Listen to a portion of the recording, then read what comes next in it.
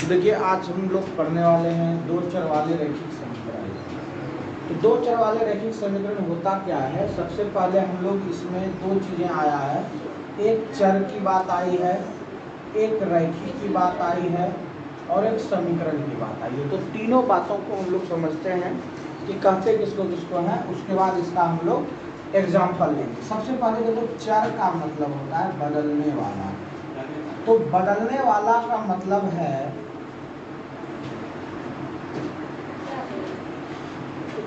चर का मतलब हो गया बदलने वाला। तो बदलता क्या है, ध्यान से देखो, जैसे एक है, दो है, तीन है, तो हम एक को ज़्यादा से ज़्यादा एक जोड़ जीरो लिख सकते हैं, दो को एक जोड़ एक लिख सकते हैं, तीन को दो जोड़ एक लिख सकते हैं। मीन्स हल करने के बाद यह उतना ही वैल्यू देगा। लेकिन यदि हम x ले लेते हैं, y ले लेते हैं, z ले लेते हैं, तो इसका हमें पता नहीं कि क्या मान होगा।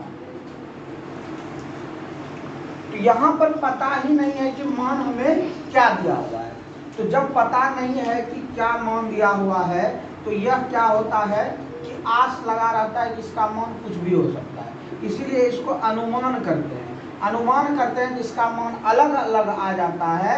तो यही जो अलग अलग आया, तो इसी को कहते हैं बदलने वाला मान।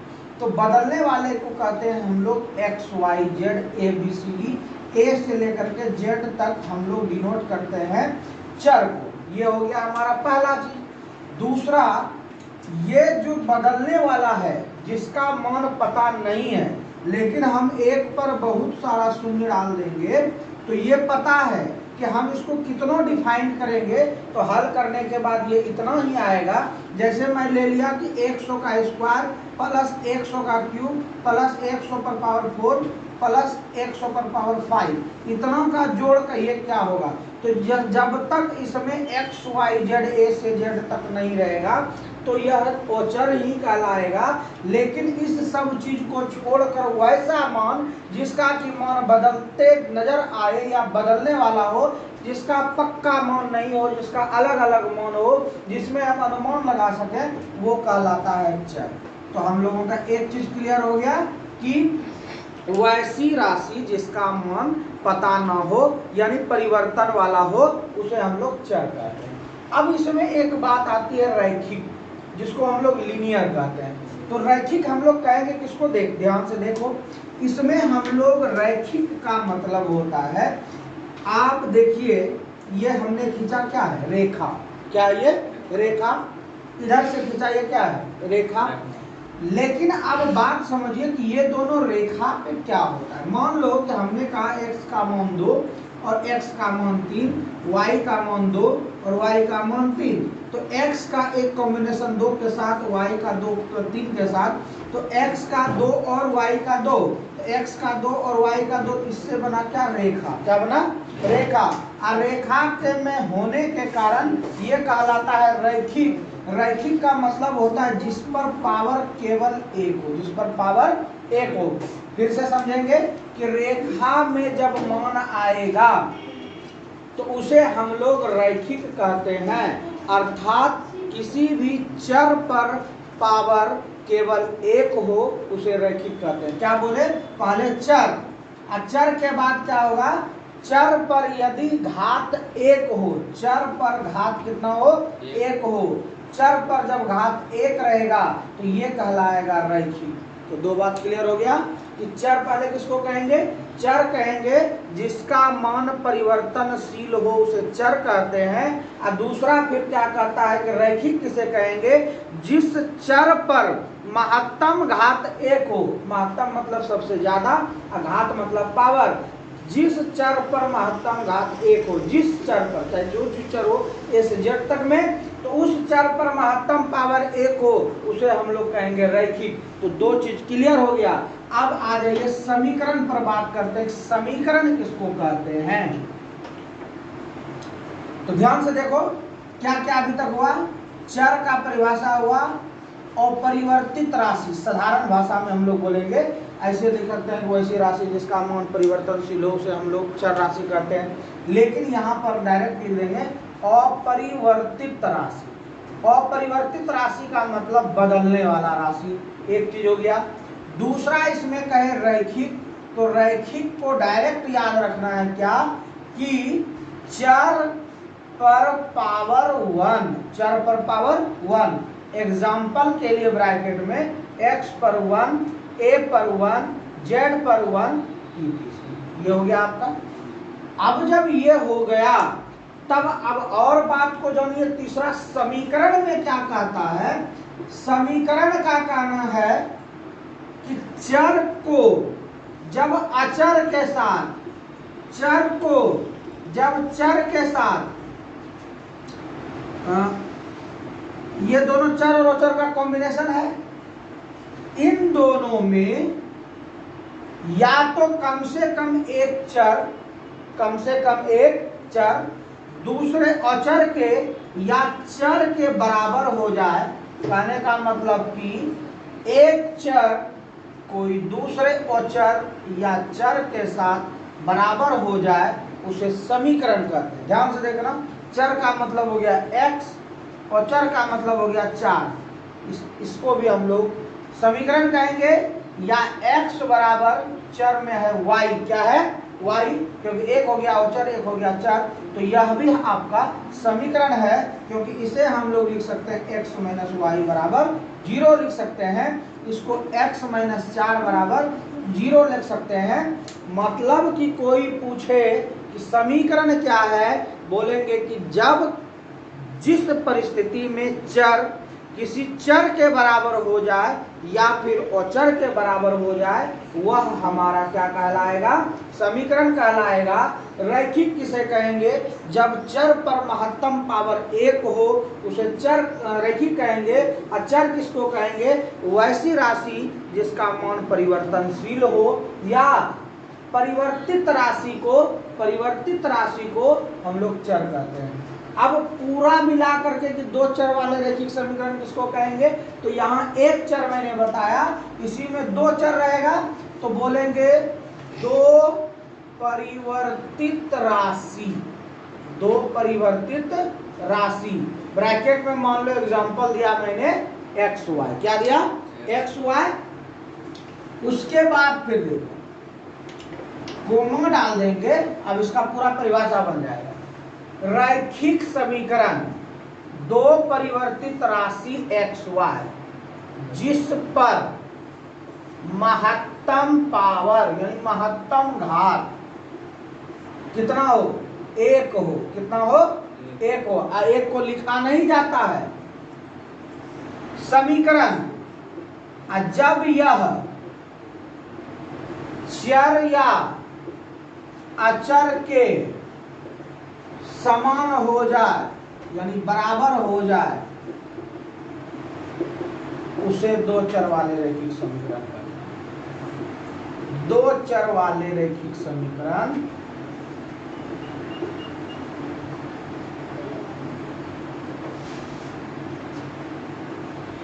कहते हैं। ये आपका परिभाषा हो गया, क्योंकि वही चीज लिखे हैं कि दो परिवर्तित राशि x और y, क्योंकि दो चर का कह रहा है, इसी को हटा देंगे, खाली बोलेंगे एक चर वाले रैखिक समीकरण, तो x इज इक्वल टू कुछ ले लेंगे। ये आपका टोटल हो गया परिभाषा। अब हम लोग इस सवाल में पढ़ेंगे क्या क्या चीज, इसका एक मानक रूप होता है, उसको समझिएगा। अब यहाँ पर इसका हम लोग मानक या व्यापक रूप को देखते हैं कि ये होता कैसा है। देखिए यहाँ पर आपको x है, क्या है, x है, बीच में या तो जोड़ होगा या तो घटा होगा या तो गुना होगा, इससे अलावा कोई चीज नहीं होगा। हम यहाँ पर y डाल दिए और यह किसी ना किसी चीज के बराबर होगा, तो किसी ना किसी चीज के बराबर होगा, तो c को मान लिया अचर पद, क्या मान लिए अचर पद, क्योंकि दो एक चर है, एक और हम दे देंगे तो ये दो चर का नहीं होगा, ये तीन चर हो गया। कितना चर हो गया इसमें, तीन चर। तो ये ऑलरेडी एक चर है, ये भी ऑलरेडी एक चर है, यहाँ चर नहीं दे सकते वो चर, तो वो चर की गिनती ही नहीं है। एक भी हो सकती है, दो भी हो सकती है, डॉट डॉट, 2 4 6 8 विषम भी हो सकती है, सम भी हो सकती है, पूर्णांक भी हो सकती है, निगेटिव पॉजिटिव भी हो सकती है, बटे में भी हो सकती है, इत्यादि रूट में भी हो सकती है। तो ये सारी चीजें जो लिखेंगे, जितना भी जिसका मान निकलता है वो कहलाता है औचर, और औचर को मैंने कर दिया सी मीन्स कांस्टेंट हो गया। अब देखिए यहाँ पर एक बात करते हैं, यदि कोई कहे x देंगे तो कोई कहेगा ना हम x ना 2x देंगे, कोई कहेगा कि हम 3y देंगे, और यहाँ पर c के जगह हम 5 देंगे। क्या देंगे? 5। अब बात समझिएगा, यहाँ पर 2 दिया, कोई आया बोला ना ना हम 4x देंगे, यहाँ 6y देंगे, यहाँ 10 देंगे। क्या नजर आ रहा है कि x के पहले मान बदल रहा है। क्या बदल रहा है? x के पहले मान बदल रहा है। यहाँ नहीं था कुछ तो एक था, एक को लिखते नहीं है, ना पावर में लिखते हैं और ना गुना में लिखते हैं चर के साथ। तो ये जो बदल रहा है, तो जो बदलता है उसे कह दो ax। क्या कह दो? ax। उसके बाद आगे देखिए यहाँ पर है by, तो इसको क्या कर देंगे? by, क्योंकि ये 6 है तो 6 बदल रहा है, by कर दिए। अब यहाँ पर एक कांस्टेंट 10 लिए हुए हैं, इसको हम लोग बराबर क्या कर देंगे? c। तो कहिएगा सर ये प्लस में ही ले लिए, तो इसका व्यापक रूप ओरिजिनल यही है।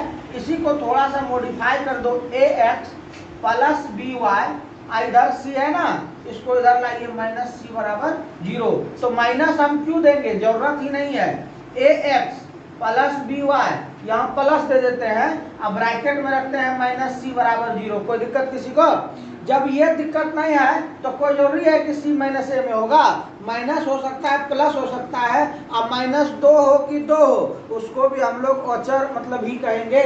चाहे माइनस 5 हो कि माइनस 5 हो कि 5 हो, ये भी आपका औचर ही कहलाएगा। चाहे आपका माइनस 2 हो, ये भी औचर कहलाएगा।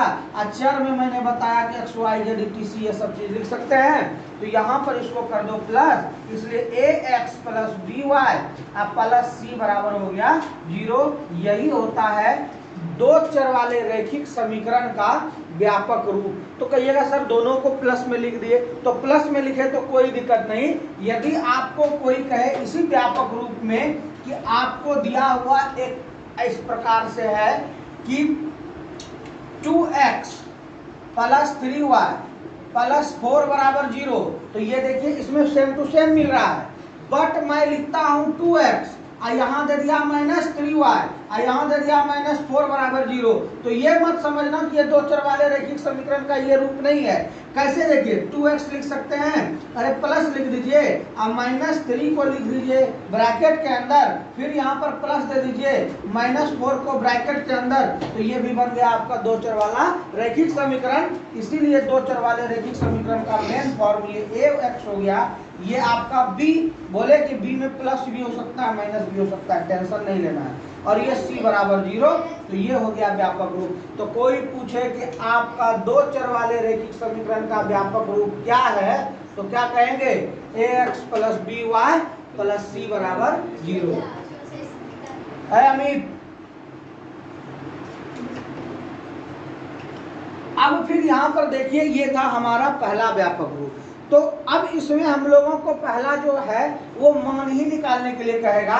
जैसे मान लिया जाए कि 3x प्लस 4y बराबर 4.5 ये दिया हुआ है, तो व्यापक रूप आपका क्या है आपको पता है।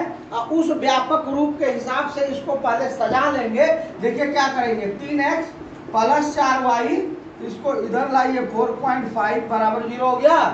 a के सीधा में क्या है? b के सीधा में 4 और c के सीधा में क्या हो गया?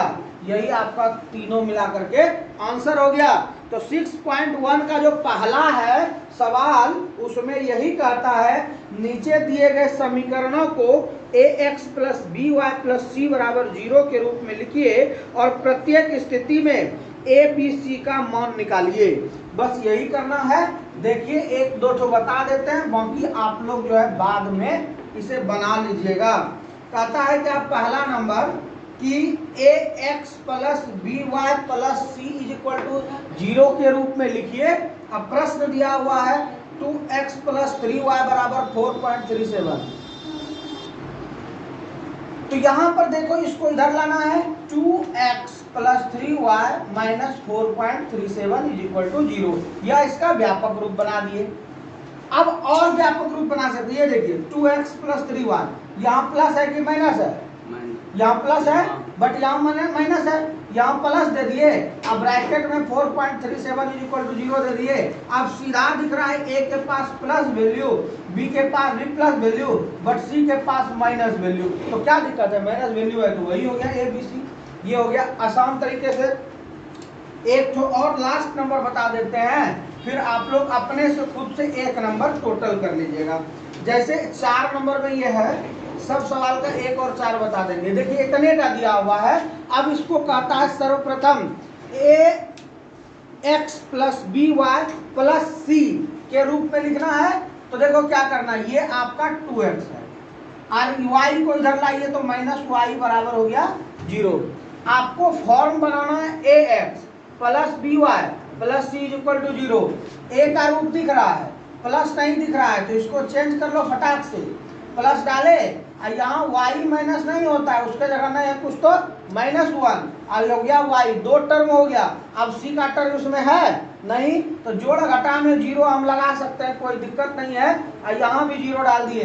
ये बात समझ में आ गया सबको कि नहीं आया? समझा? 0 जोड़ना और घटाना, जोड़ की क्रिया में अंतर नहीं होता है। समझ में आ रहा है? लेट का आता है। अब 1 के बराबर में हो गया ये 2, अब b के बराबर में y का देखना है। अभी एक जस्ट उल्टा सवाल लेते हैं। आप कहिएगा कि ये a और वो b, ऐसा कुछ नहीं। c बराबर हो गया 0। सवाल मैं चेंज कर देता हूँ, सवाल को कर देता हूँ, देखो क्या, -1 y प्लस 2x प्लस 0 बराबर 0, ये सवाल दिया हुआ है। अब सपोज कर लीजिए कि आपको हमने कह दिया a बराबर -1 और b बराबर 2, क्या ये बात सही होगा? कभी नहीं, क्योंकि आपको रूप भी देखना है कि a x के साथ जाता है अब b y के साथ जाता है, तो x का जो टर्म है वो यहाँ पर है, लेकिन उससे कोई मतलब नहीं, ये इधर है या इधर, x का जो गुणक होगा वह a होगा, न कि a ये वाला y का गुणक a होगा। तो क्या हो जाएगा आपका a बराबर 2, अब b बराबर -1 और c बराबर 0, यहाँ तो है ही है। समझ में आ रहा है सबको? कोई दिक्कत नहीं ना? दूसरा नंबर प्रश्न पर जाते हैं, देखते हैं दूसरा नंबर प्रश्न क्या कहता है। दूसरा नंबर प्रश्न कहता है निम्नलिखित में से प्रत्येक को 2 चर वाले समीकरणों के रूप में व्यक्त कीजिए। देखो ध्यान से, 2 चर वाला समीकरण हम लोग कैसे बनाएंगे। अब मान लिया जाए अभी हम लोगों का जो व्यापक रूप था वो क्या था, ax plus by plus c बराबर 0। अब बताइए कि कभी कभी ये ना रहे, जैसे ax प्लस c बराबर 0 रहे, ax का मतलब 2x रहे और c का मतलब 5 बराबर 0। इसको लिखना है 2 चर वाले रैखिक समीकरण में। इसमें कौन सा टर्म नहीं है? बोलिए। जो टर्म नहीं रहेगा उसका मान होता है 0। जो टर्म उपस्थित नहीं रहेगा उसका मान कितना होता है? इस 0 को बैठा दीजिए इस समीकरण में, ax प्लस b के जगह 0 बैठा दिए, y कर दिए प्लस c कर दिए, 0 कर दिए, ax का मान आपको है 2x, ये पता नहीं है तो 0 इंटू वाई ही रहने दो इसको, और c बराबर 0, c का मान पता है 5। अब ये जो लिखे गुणा की क्रिया में 0 गुना कांस्टेंट 0 होता है, और 0 को जोड़ना किसी संख्या में और 0 को घटाना किसी संख्या में, उससे कोई अंतर नहीं होता। यहाँ भी k ही होगा, यहाँ भी k ही होगा। तो यहाँ पर गुना किए 0 तो 0 हो गया, और 0 को 2x में जोड़े, कोई अंतर नहीं हुआ। मीन्स आपका अभी भी प्रश्न वही है, 2x प्लस 5 बराबर 0। लेकिन यह जो समीकरण बनाए इसका रूप देखो कैसा है, ax है, यहाँ पे by है, प्लस 5 है बराबर 0। तो दूसरा समीकरण यही कहता है कि आपको बनाना है ax plus by plus c is equal to 0 के फॉर्म में। तो उसमें देखिए 1 नंबर का प्रश्न और अंतिम नंबर का प्रश्न मैं आपको बता देता हूँ। 1 नंबर का प्रश्न है x बराबर -5, एकदम इतने का दिया हुआ है। क्या करेंगे, -5 को इधर लाइए, कितना हो जाएगा, x प्लस 5 बराबर क्या हो गया। अब ये x वाला है, फॉर्म क्या चाहिए, ax by c is equal to 0। a के जगह कुछ नहीं है तो 1 गुना x लिख सकते हैं। समझ में आ रहा है ना? अब प्लस दे दिए, b चाहिए, b का मान ही नहीं है तो 0 गुना y डाल दो ना फटाक से। जो मान यहाँ उपस्थित नहीं रहेगा तो कहेंगे बी नहीं है। तो हम कैसे जानेंगे सर? y नहीं रहे तो समझिए b नहीं है, और x नहीं रहे तो a नहीं है। तो यहाँ पर x था तो a है, तो a में कुछ नहीं, कोफिशिएंट है तो 1 है, बट y में यहाँ पर है ही नहीं, इसलिए यहाँ पर 0 लगा दिए। और c के सामने यहाँ पर 5 है। अब आपका फॉर्म भी बन गया ax, यहाँ पर by, यहाँ पर c बराबर 0, यही टर्म हो गया। चौथा नंबर का एक बताते हैं, बाकी आप लोग कुछ समझदार हैं। 5y बराबर 2, तो 2 को इधर लेते आइए, -2 बराबर हो गया 0। पहले x वाला टर्म है ही नहीं कहीं पे, इसलिए अगला टर्म में क्या करेंगे, 0 × x प्लस 5y -2 बराबर 0। फॉर्म बन गया ax by -c = 0, ये फॉर्म भी बन गया। और यहाँ पर जोड़े घटाए तो कोई अंतर नहीं हुआ, क्योंकि दोनों का गुना 0, और इसको 0 जोड़िए, कोई अंतर नहीं होगा। तीसरा नंबर प्रश्न पर चलते हैं। तीसरा नंबर का प्रश्न कह रहा है, लघु उत्तरीय प्रश्न, नीचे दी गई चरों के मान दिए गए समीकरण होने के लिए जांच कीजिए कि यह सत्य है या नहीं। ध्यान से देखो क्या कहता है, कहता है कि जांच कीजिए, वेरीफाई करना है कि सत्य है कि नहीं। x बराबर 2 के लिए और y बराबर 1 के लिए प्रश्न नंबर 1, 2x + 3y = 7। तो ये दो चर वाले रैखिक समीकरण है, आपको पता है। x के जगह वैल्यू को पुट कर दो, 2 + 3 का वैल्यू यहाँ पर हो गया 1 बराबर 7। ब्रैकेट में लिख देना x एवं y का मान रखने पर, ये बात नहीं भूलना, बताते हैं सभी प्रश्न, हम भी बताते हैं, लेकिन तरीका कुछ अलग है। जब तक ये नहीं रखे तो आप लाए कहां से, इसलिए ब्रैकेट में लिख देना है x एवं y का मान रखने पर, या एक लाइन यही लिख देना x एवं y का मान रखने पर। ये आपका 2 और 2 हो गया 4 गुना में, और ये हो गया 3, और बराबर आप 7, मीन्स आप 7 बराबर 7 आपका प्रूव्ड हो गया। कहने का मतलब कि दिया गया मान समीकरण को संतुष्ट करता है।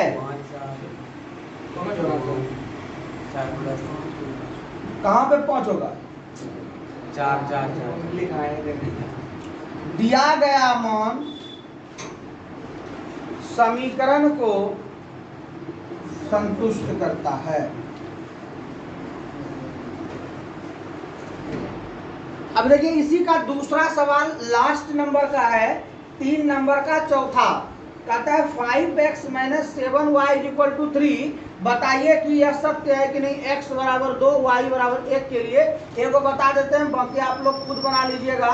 यहाँ पर x गुना 2 कर दिए, -7 गुना 1 कर दिए, बराबर पुराना है 3। ब्रैकेट में लिखेंगे x, y का मान रखने पर, ये बात एकदम लिख दीजिएगा, नहीं तो 1 नंबर कटेगा एग्जाम में। 5 दूनी 10 में 7 गया 3, ये सही बात है। लिखेंगे x एवं y के मान के लिए समीकरण संतुष्ट करता है। 4 नंबर का प्रश्न कहता है, नीचे दिए गए समीकरण का हल है या नहीं। सेम बनेगा एकदम, समीकरण पर मान रख देना x एवं y का, यदि समान आ गया कहना है कि है या नहीं है। 5 नंबर में थोड़ा सा परिवर्तन है, a का मान निकालना है, तो 1 नंबर और 4 नंबर बता देते हैं, बाकी आप लोग बनाइएगा। 5 नंबर में है कि a का मान बराबर 1, a का मान चाहिए। समीकरण का हल है x बराबर 1 और y बराबर 1, और प्रश्न है 5x + 3y = a। क्या करेंगे देखो, 5 गुना x का मान 1, 3 गुना y का मान 1 बराबर a। क्या लिखेंगे, x एवं y का ... मान रखने पर, ये क्या हो गया, 5 + 3 बराबर a, ये a बराबर हो गया 8, यही निकालना है, बाकी इसका सब तो बन जाएगा। 6ठा नंबर देखते हैं। 6ठा नंबर में क्या कह रहा है, कहता है क्या, नीचे दिए गए समीकरण के 2 हल ज्ञात कीजिए। सबसे इंपॉर्टेंट यही है, और ये चैप्टर जो है कि दी इंड हो जाएगा। ध्यान से देखना कि अब समीकरण का हल कैसे निकालेंगे, ये निकाल लीजिए, समझ लो कि बहुत कम हो जाएगा, फिर ग्राफ बताएंगे अगले क्लास में।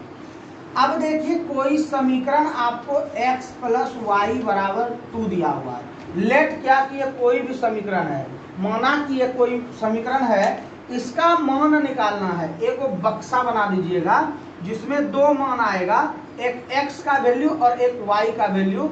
इसमें दो मान निकालने के लिए कह रहा है, मैं आपको 3 निकाल के दिखाता हूं, बाकी आप 5 10 जितना भी निकाल सकते हैं। आपको बस एक ही चीज करना है कि x का वैसा मान रखो कि y का पूरा पूरा मान आ जाए। तो मैंने एक बार क्या किया, x का मान रखा 0, y को लिख दिया, इधर हो गया 2। कहिएगा कि सर 0 क्यों रखेंगे, 1 नहीं रखेंगे? तो आपके मन में जितना आएगा, चाहे वो natural number, whole number, integer, rational number, irrational number, q plus positive integer, q minus negative integer, कितना जिसका है, प्राकृतिक संख्या रख सकते हैं, पूर्ण संख्या, पूर्णांक रख सकते हैं, परिमेय संख्या और परिमेय संख्या। आप q प्लस यानी कि आप रेशनल का प्लस ले सकते हैं और आप यहां से माइनस ले सकते हैं, यानी कि दुनिया का सभी मान ले सकते हैं जो आपके लिए संभव हो हल करना। 0 रखे, 0 जोड़ने पर कोई अंतर नहीं होता, y निकल गया 2। अब कहिएगा सर x 0 रखे थे, एक बार y 0 रख के देखते हैं क्या होता है। तो x प्लस वाई बराबर 2, y के जगह पे 0 रख दिए, इधर x जोड़ दिए और हो गया 2। अब x और 0 जोड़ेंगे कोई अंतर नहीं, ये x का मान दूसरा आ गया आपका 2। कहेंगे कि सर अब एक जो 2 को हम धन मान लिए, एक ऋण मान नहीं ले सकते? तो एक ऋण मान ले लीजिए। वैसे भी ग्राफ के समय एकदम निश्चित और श्योर बातें हैं कि please you take one value in negative, एक मान आपको ऋणात्मक लेना है। तो हमने लिया x का मान -1। आपका समीकरण दिया हुआ है x प्लस वाई बराबर 2, x का मान रखो -1, y का कुछ मत करो, बराबर हो गया 2, y बराबर इधर माइनस में है, बराबर के उधर जाएगा प्लस हो जाएगा, 2 प्लस 1, y का मान आ गया 3। इस प्रकार से हम लोग 3 मान क्या अनंत मान निकाल सकते हैं। बट क्लास 9th में कह रहा है 2-2 मान निकालने के लिए HW में आप लोगों का 6.1 टोटल कंप्लीट रहनी चाहिए। जो सवाल नहीं बनेगा कल पूछ लीजिएगा। समझ में आ गया सबको? कोई दिक्कत नहीं, जो सब बना लेगा एकदम।